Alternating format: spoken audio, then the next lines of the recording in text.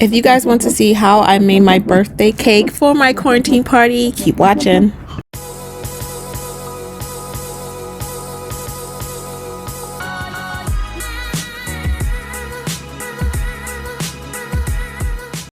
Hey y'all, welcome back to my YouTube channel. Thank you guys so much for tuning in. If this is your first time here, go ahead and hit that subscribe button, and don't forget to turn on your post notifications so that you are officially a part of your girl's journey. So before we get started, I need to throw this disclaimer out there. I am not a pastry chef. I suck at baking, and I did not watch any tutorials before I decided to make this cake.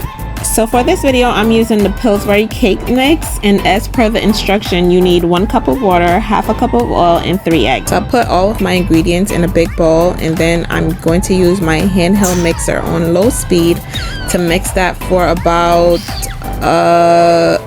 oh gosh, I can't remember how long. You might be asking yourself, why does this girl have a handheld mixer and she's not into baking? Well, that's because I like to try things, and even if I fail once, I'll try until eventually I get it. So that's the reason why I have a handheld mixer.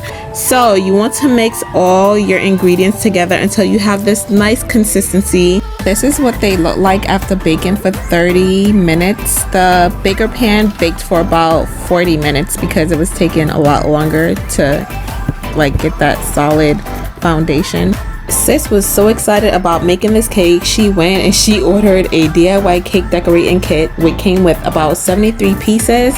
So I am super excited about this cake, guys. You guys have no idea. I really wish I would have went with just 1 layer instead of the 3 that I tried to make, and you guys will see why at the end. This right here is the reason why I wish I would have stuck with 1 layer. Do you guys see how slanted and uneven the second layer is? So with the extra cake that I had laying around, I went ahead and made some cake pop for the kids, and they were so bomb. Voila!